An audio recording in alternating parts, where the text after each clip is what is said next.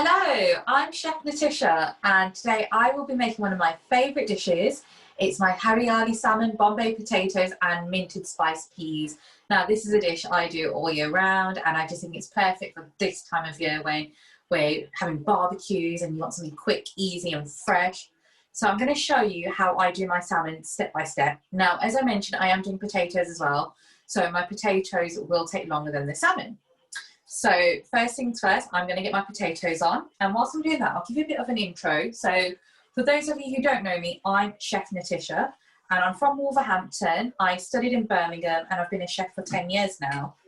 And doing Insta Lives is something, well, Zoom Lives, Insta Lives, it's something that's a bit new to me, but I've been doing quite a few of them over lockdown. So doing sessions like this has just been such a great coping mechanism over the last few weeks and months. So I had some potatoes there, new potatoes, and I've just popped them into a pan of boiling water. And I'm just going to go and put them on a full heat, and I just want them to boil until they're lovely and soft. Skin on, I've just got new potatoes, cut them in half, kept the skins on, and I'm just going to let them boil until they're soft. So I should be back in 30 seconds.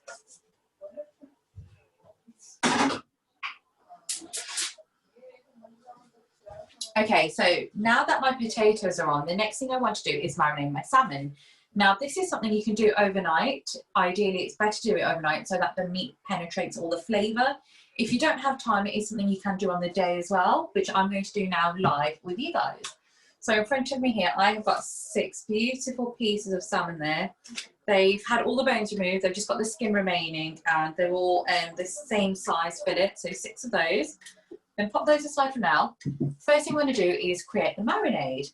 So the marinade is a hariyali marinade, and hariyali is just Hindi for green. So we're going to use all things green, fresh, vibrant, fragrant, nice and herby. So in front of me then, I've got a little, like a very small food processor, but it's great at blitzing things together. So what I want to get in there is, first of all, my holy trinity. Now my holy trinity when it comes to Indian cookery is ginger, chili and garlic. So I'm going in with 6 large cloves of garlic, and then pieces of ginger, which I've got about a thumb-sized piece there, and I just cut them up into chunks, so they're going in. And then I'm going to go in with some green chili as well. So green chilies can be quite spicy, so if you don't like the heat, maybe start off with 1 or 2. I'm going to go with 3 of these. They're like the bird's eye chilies, so I'm going to go with those. Just take the ends off them. And I've just cut them in half, just so it's easier for my little machine to process them down. And then I've also got a jalapeno chili. So I'm just going to roughly chop that as well. Take off the stalk. And I've just cut that down into 4 pieces up. Now to help that along, I'm going to blitz that down with some oil, and I'm just using vegetable oil. Nothing overpowering, not like an olive oil or a mustard seed oil. Just plain vegetable oil, sunflower oil will be fine. And then some salt. Salt is great for when you're blitzing ingredients down. So just a bit of salt to help that. Now that's just the base ingredient. What I'm going to do is pure that down, and then we'll start working on the aromatics and the fresh ingredients. So excuse me whilst I do this, it's a little bit noisy.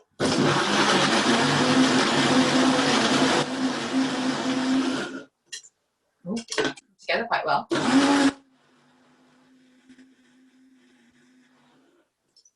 Okay, beautiful. So if I just show you on the screen, I've got this beautiful paste there, almost like a creamy minty green there, thanks to the chili. So I'm going to pop that into a mixing bowl, and that's the base of the marinade.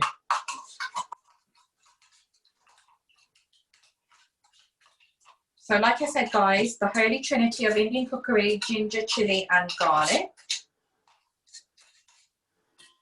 And then now it's time to work on the fresh herby ingredients. So I've got a bowl of mint leaves there, and I'm going to use about a small handful, which is about half of that bowl. So looking at about that much, that's going to go straight into the food processor. And then some coriander. Love coriander. Now, like I said, it's a green herb, so feel free to use whichever herbs you like. Mint and coriander is rather traditional when it comes to Indian cookery. We love coriander, we love mint, great flavours. But you know, if you're not a fan of coriander, feel free to use parsley or dill, that would work really well. Basil, if you like basil. And if you remember at the start, I said hariali means green. So to help the greenness along, I'm also going to use some baby spinach, which is great for health as well. So just a small handful of baby spinach. I'm going to pack it all in there. And then I'm going to blitz that down to form a herb puree. So just pop on that lid again. Just let it all process down. Now this is something you can do in a food processor, or if you've got a liquidizer, that would work really well as well. And just every few minutes or so, every few seconds, just stop and move the ingredients around a bit, just so they all come together.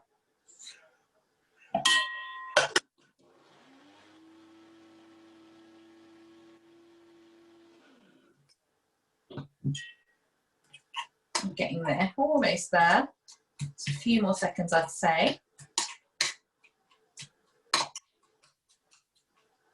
The smells are just incredible, guys. So fresh, just so fresh.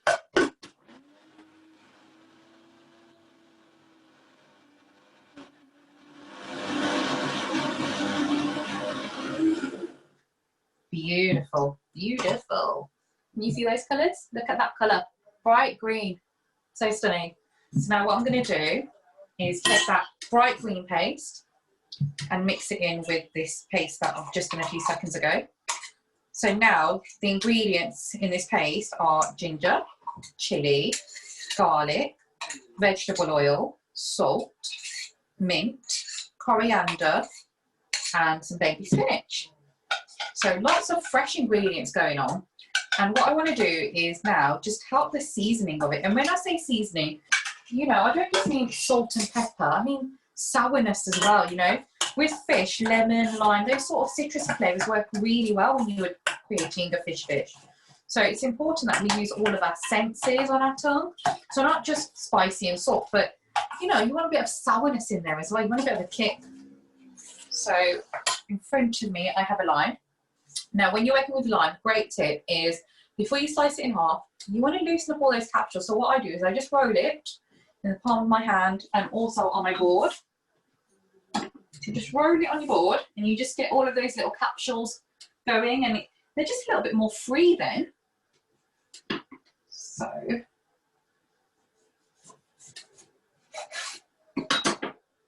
let's go in with the juice of a lime. Beautiful.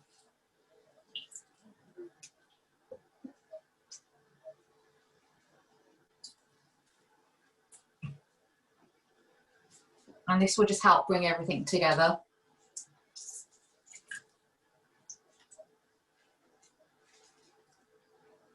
Okay, I'm gonna just dry my hands. Give that a stir. The colours, guys, are just so beautiful. Literally the most beautiful, stunning, summery, springy marinade. Right, give that a taste. It's so good. Oh, lovely kick. Perfect amount of chilli, no more chilli in that. It does, however, need some salt. So I'm going to go with some salt. And a decent amount of salt going in there. And also, when I marinate seafood, or when I marinate chicken or lamb or any meat, I like to use a little bit of yogurt, and this just helps tenderize as well. So I've just got a teaspoon there of natural yogurt, a heaped teaspoon, and I'm just going to stir that in. And that will just make it all really creamy. Really stir. All right. So potatoes are boiling, salmon's prepped and ready, marinade's done. The next thing we're going to do is marinate the salmon. Now, before we marinate the salmon, I want to make sure how I cook the salmon is all ready. So if I was to do it on a barbecue, I'd need to go get my barbecue on. If I was going to do it in a griddle pan, I need to get the griddle pan on. For me today, I'm going to roast it. So my oven is preheated. I put it on gas mark 7, but with fish, I like an immediate heat. So whatever I'm going to cook this fish in needs to be hot. So what I'm going to do, I've got a baking tray ready and I've got some baking parchment. What I'm going to do is just screw up this parchment into a ball. It sounds a bit silly, but as tight as you can, and then open it. and this is easier to work with. If you just have a sheet of baking parchment and your tray, it tends to move around. When you scrunch it up, it's easier to place stuff on. So I'm going to go get my tray hot. So I'm going to put this tray in my hot oven, and I'm going to let my tray and my paper get hot whilst I'm marinating my fish.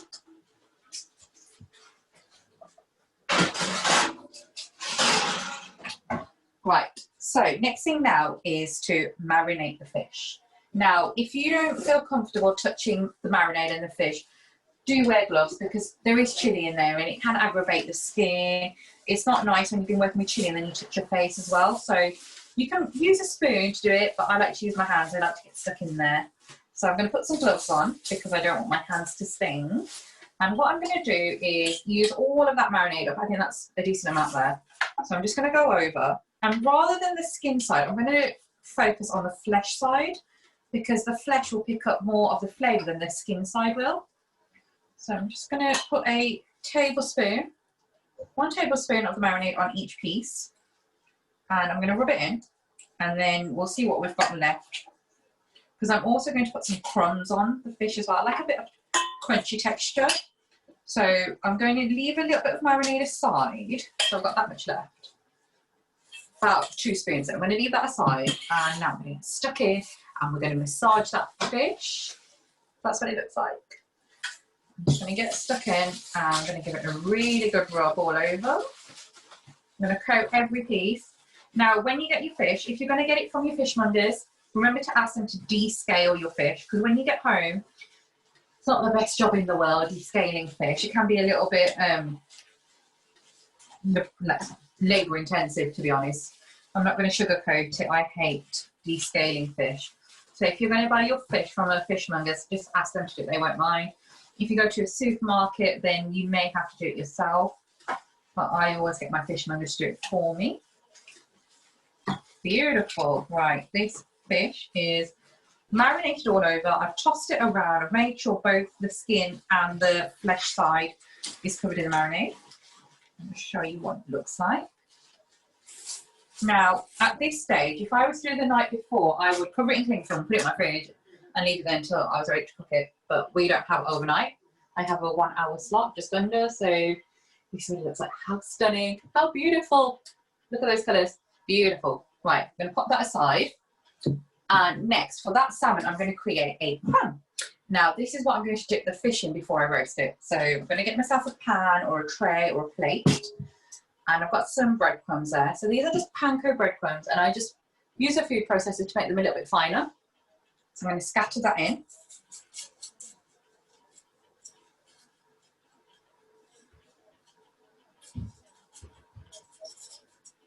And into the crumbs, I'm going to heavily season with black pepper.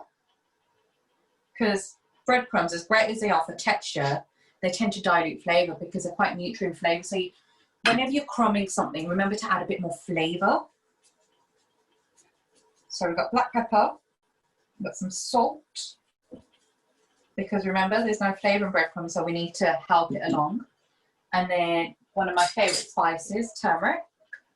So I'm going to go in with a half teaspoon of turmeric, and then some red chili flakes, about a quarter teaspoon of chili flakes, because that marinade was quite spicy, guys. So stir all of that together. So you create a seasoned crumb, which the colours look beautiful now because there's turmeric in there. So we've just kissed that breadcrumb. We've just brought it to life. We've seasoned it, salt, pepper, chili, turmeric. Beautiful. So crumb's done. Salmon's marinated, and my salmon is now ready to dip into this crumb. So when you do a process, like, think in your head, what is the next stage? Because once I've crumbed my salmon, it needs to go into my tray, which is preheating. So I need to go get that out now. So if you were to do that and not have your tray ready, you'd be in a bit of a pickle. So always remember, guys, to have your utensils and your equipment ready. Now, I'm using a stove today, which is quite hot. So I'm going to be using this to keep my pan on, because that will keep it warm as well. So let's get everything ready. My stove's hot, my crumb's ready, my fish has marinated. Good to go get my tray.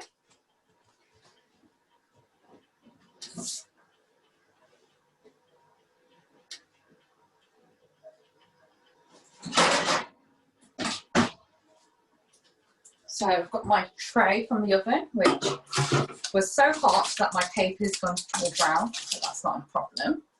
Now, gloves back on, and what I'm going to do with that spare marinade I had earlier, I'm just going to brush the top piece of the salmon, the flesh side. I'm going to brush it with that marinade. So it's got a bit of a glue, like a lubricant for the crumbs to stick to. So I'm going to just brush it over and just, I'm going to be quite generous. So it creates a really nice coating. So not only is it a marinade, I'm using it as a bit of a glaze as well. And just that top side where the crumb's going to cover, not the skin side. The skin side's going to go straight onto the tray. But I want the top bit to look a little bit fancy and presentable. And we're going to do that by creating a gorgeous crumb coating.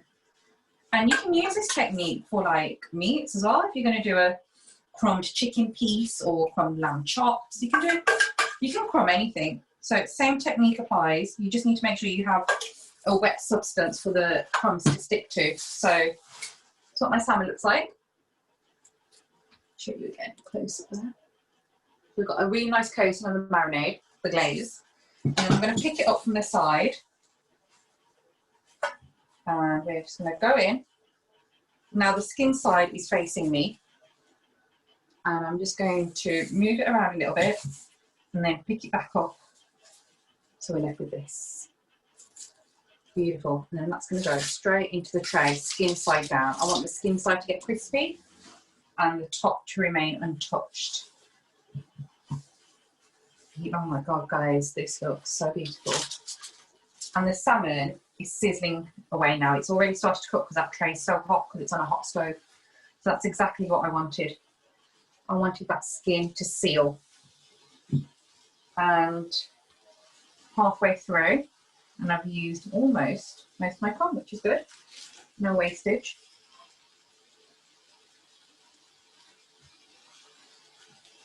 Sizzling along beautifully in my kitchen right now. And for the last piece. Shake that around. Beautiful. Right.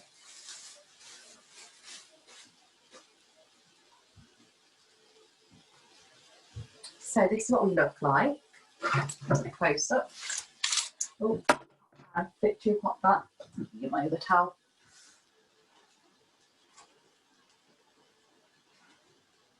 Ah, that's better. So this is what we look like. Crumbed salmon pieces, gorgeous marinade, looks so stunning. I'm gonna go put that one in the oven now.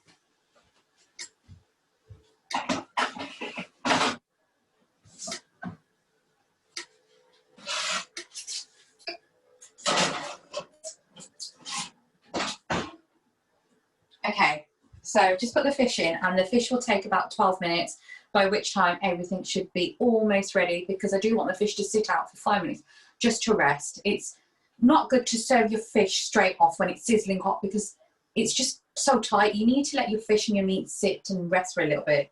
So fish has gone in the oven, that'll be in there for 12 minutes. I'm just going to pop these trays away.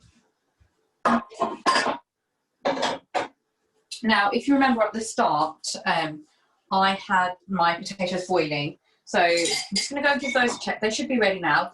What I want is they're soft enough to poke with a spoon. There's no point poking with a knife because a knife is designed to cut. So if you poke with a spoon, you know that they're ready because they're soft.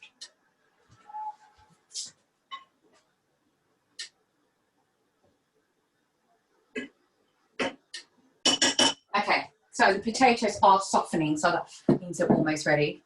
So whilst the potatoes are just finishing off, I'm going to start the base for them. So as I said, there are spiced potatoes, so I'm going to call them Bombay potatoes. So got some really nice Indian flavours going on. So for this as well, I'm going to use some ginger and garlic. Now, this isn't by any means a fine dining dish. It's very rustic, very honest. So I'm just going to roughly chop my garlic and ginger. So nothing fancy, just a really nice rustic chop.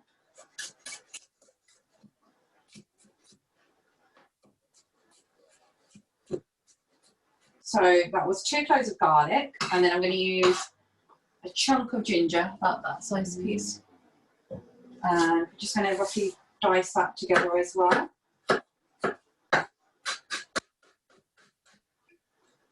And it's these fresh flavours that make Indian cuisine just so unique. So I've got some ginger, garlic, which I'm just chopping together. And then for a little bit of a kick, I'm also going to use a red chilli. Now, not a bird's eye, because I think that's a bit too hot, and this is a side. But I'm going to use one of these, which aren't too hot. They're quite sweet. And it's quite large, so I might just use half of that, actually. So I'm going to cut it in half.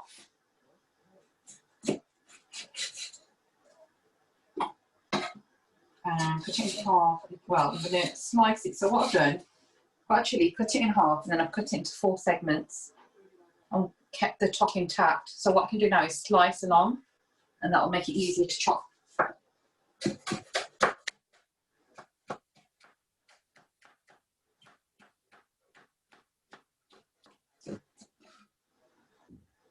Okay. So, Holy Trinity of Indian cookery: ginger, chili, garlic, chopped there. Right, boom. We are going to get on with the fried onion base for the potatoes. So, pan, get that on a nice hot heat, vegetable oil. And what I'm going to do is sizzle some spices. So today, I'm going to be working with some cumin seeds, which are quite earthy, and some mustard seeds, which are quite pungent and smoky. Now, you need to make sure your oil's hot, because those seeds just won't crackle if your oil's not hot. So get that oil nice and hot, and you know it's hot when it just becomes a little bit looser. So we're almost there. And then I'm going to go in with a small spoon, so that's a half teaspoon there. Half a teaspoon of each. And my oil's nice and hot, so they're just started to move around, but I'm just going to leave them in there until they sizzle.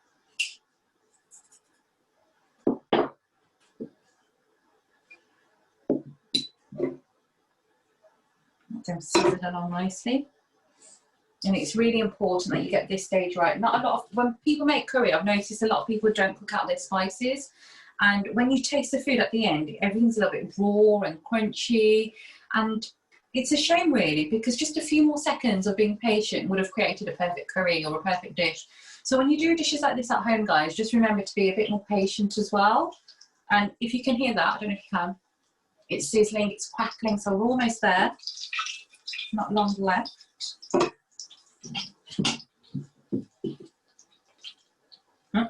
Beautiful.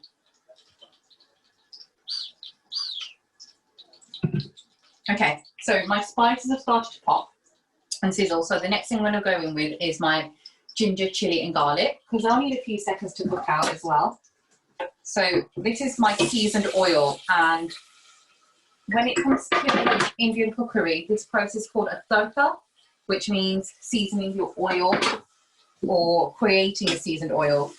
So I'm just going to let that fry out. And these flavors are so incremental because we've created a base flavor which will carry throughout the whole dish.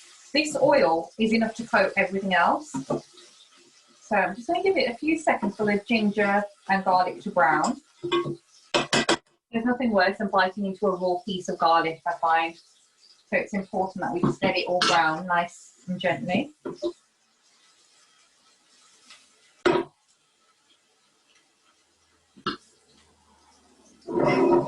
Beautiful, those colours.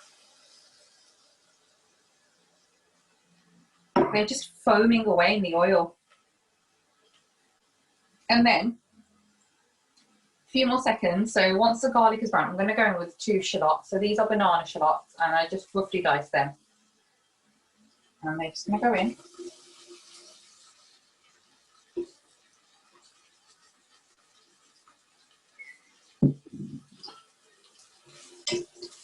And I'm just going to let that fry.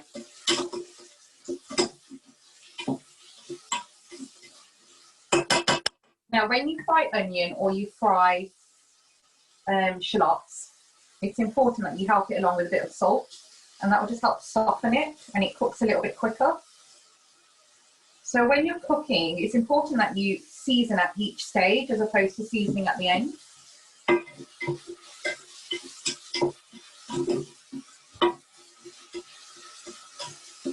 Beautiful. So I don't want these shallots like buttery and soft as if it was a curry. I just want them a little bit soft, but still with a bit of texture. So when the potatoes go in, they're ready. And I need 1 shallot for the peas. The peas are very similar as well, so I'm just going to roughly dice that as well. Just whilst I'm waiting for these to cook. Just a very rough dice, nothing special, guys. It's one of those dishes that's literally anything goes. No need to be precious, it's not fine dining. And again, I'm just going to do a bit of garlic as well. No ginger for the peas, just some garlic. These are sides, so you know, you don't want to overwhelm them with too much flavour. But I do like 30-minute mark now. Thank you. Right, so that's my 30-minute mark, guys. And we are not far off, if I'm honest. Right, shallots are beautiful. They look so beautiful. Just getting a little bit translucent there. Now, I did say it's Bombay potatoes, so we're going to go in with a bit of my favourite spice again, some turmeric, and this will just help colour the potatoes. So that was 1 teaspoon of turmeric, and I'm just going to let that fry until they're soft. Whilst my onions are softening, I'm going to go drain the potatoes because they should be soft now. So I should be back in 1 minute.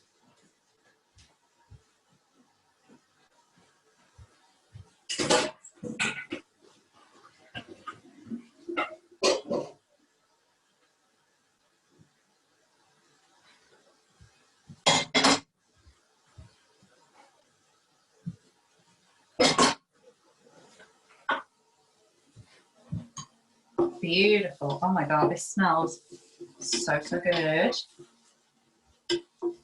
Let me give it a taste. Really good. Yeah, season it with a bit of salt because we've got potatoes coming in now. So anything starchy, anything carby, remember, quite nutrient flavour. So it's important to help flavours along when it comes to things like potato.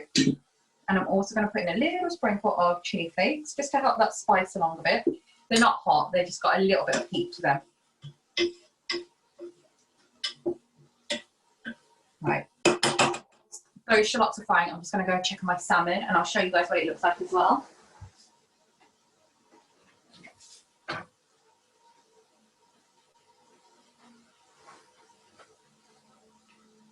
So the salmon is actually a few minutes off. Like, it's just cooking so beautifully. Look at those colours.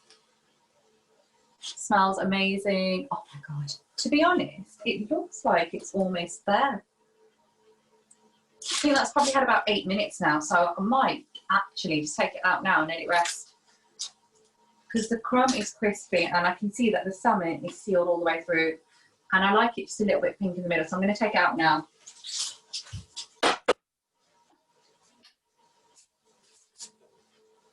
So salmon's ready, potato base is ready, potatoes are boiled and they're just going to go straight in. And I'm going to give them a really good stir and just break them down. They're soft enough to break with a spatula. And this is the benefit of doing that base. That base at the start is just going to sink and soak into those potatoes. The potatoes are just going to soak up all that flavour. Looks so good. So, so good. Beautiful. Okay, so I've crushed the potatoes. So I've got beautiful crushed Bombay potatoes now. They're soft enough. They're cooked all the way through. That base is cooked all the way through. What I'm going to do is do the final bit of seasoning. Just with that lime that I had earlier, I squeezed as much juice as I could, but there's still a little bit left. So rather than cutting into another lime, I'm just going to use what I've got left just to kiss those potatoes. And then the final thing to go into the potatoes is a coriander garnish, but I don't want to do it now. If I was to do it now, whilst I'm doing my peas, it would just wilt, and I don't want my coriander to wilt, so the coriander's going to go right at the end. I am going to go and transfer this onto a wet surface in the kitchen just to rest whilst we do the peas.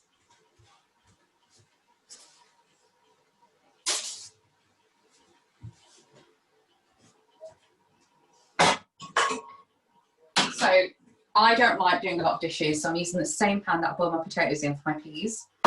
So absolutely clean. All I did was boil potatoes in there. My potatoes are washed and clean, so the pan's clean. So we're going to go in with some oil.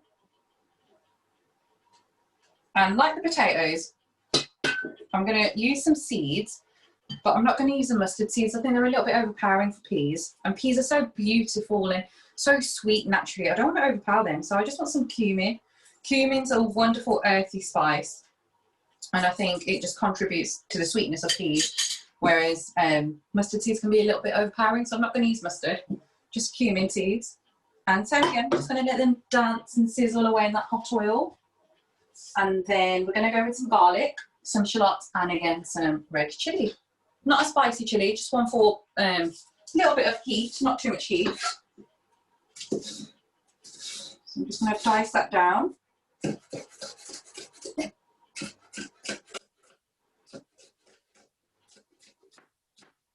Beautiful.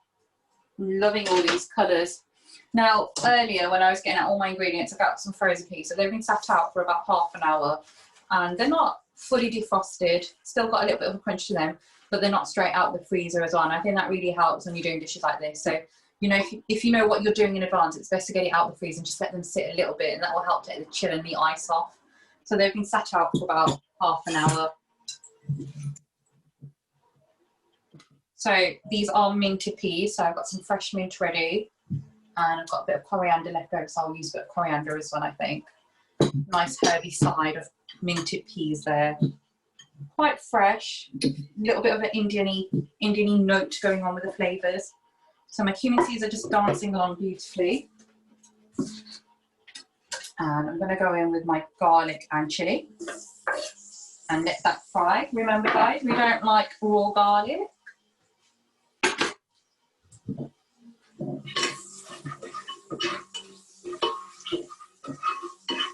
Just let that fry.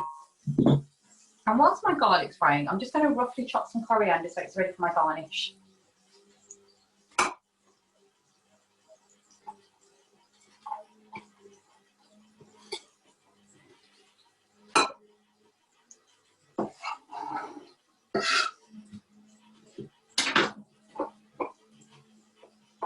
Just a rough chop there.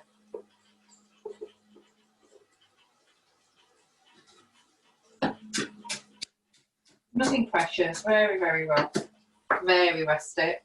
Anyone can do this.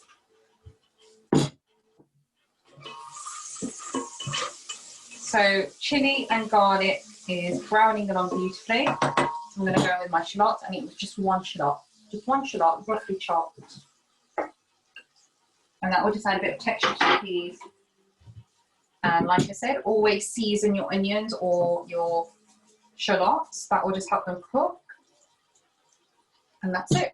About 2 to 3 minutes just to fry everything off and create a bit of a base for the peas.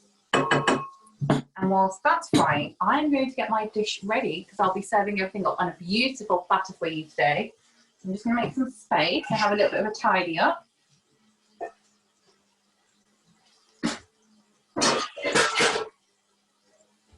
So this is the platter dish I'm using, and I tend to use this when I'm doing seafood because it's a lovely oval shape, and it just has that wonderful connotation with seafood. So I'm just going to give that a good dry.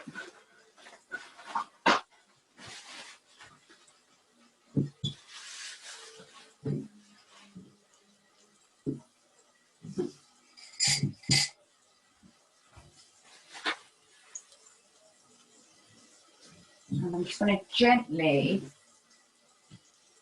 place on my pieces of fish.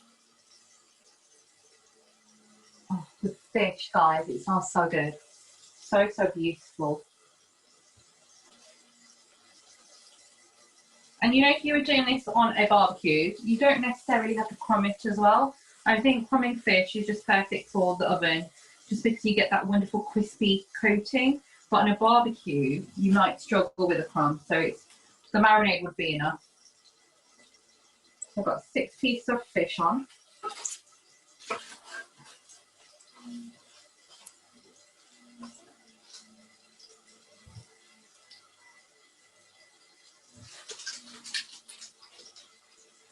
Beautiful.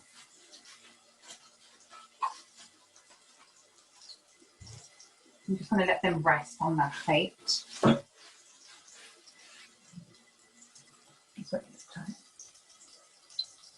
Doesn't that look stunning?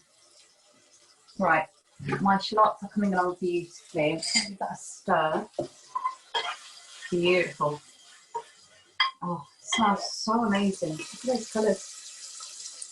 Beautiful. Just a few more minutes, like garlic, shallot, cumin, chilli, they all cook together. A few more minutes, and then I'm going to get my potatoes as well.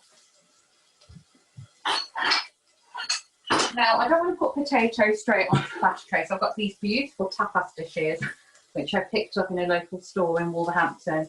And I think this one's stunning for the colour of the potatoes, which are bright yellow, and this is a lovely stony colour. So I'll be putting my potatoes in there. So if I just grab the potatoes, and we'll mix in the garnish. So we've got some roughly chopped coriander. Just going to toss that in, gently stir it in. Beautiful. Now, my shallots are browning beautifully, so I'm going to go in with my peas. So that's about 400 grams there of frozen peas. Just standard peas that you get from your supermarket. That's going to go straight in and warm through.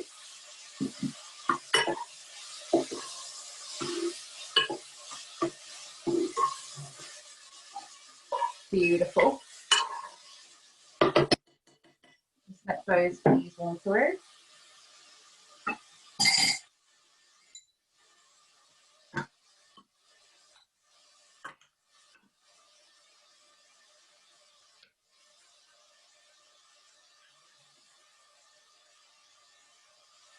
The smells are incredible, guys. The smells are cool, the colours are stunning. Everything looks so good.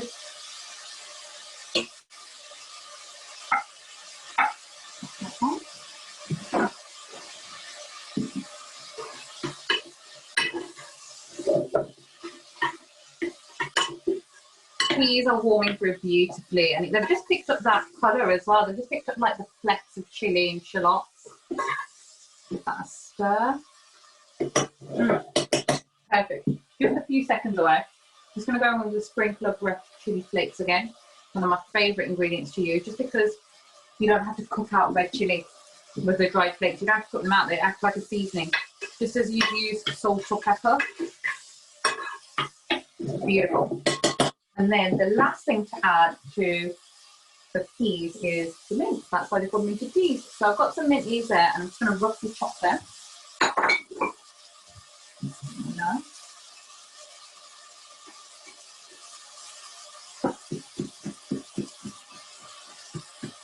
Very, very roughly chopped. Because I still want the texture of the mint leaves.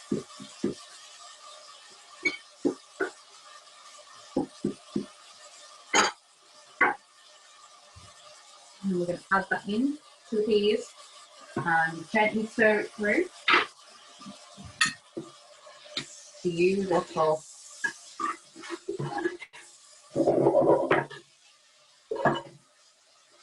And the heat in the pan is enough just to wilt the just to wilt the mint and the coriander down.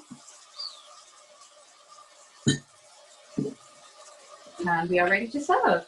And that's that, guys. How quick was that? Literally the quickest little side dish of minted chili peas. So fresh, so vibrant, so colourful. Just going to turn the stove off.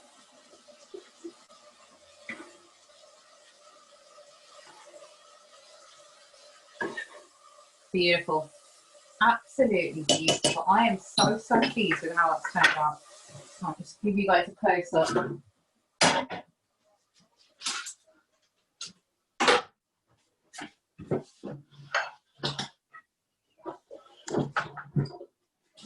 So there we have, guys, my platter of Harryali crumbed salmon, Bombay potatoes, and chili minted peas. And I haven't got a timer, but I think I did that in about 40 minutes. And you did it in 45. Well done, Nitisha. 45. There we go. It looks perfect. Thank you so much. No problem. Thank you so much for having me, and I really hope you enjoyed that. Okay, bye. We hope to see you again. Okay, thank you so much. Enjoy the rest of the day. Bye. Bye. Bye.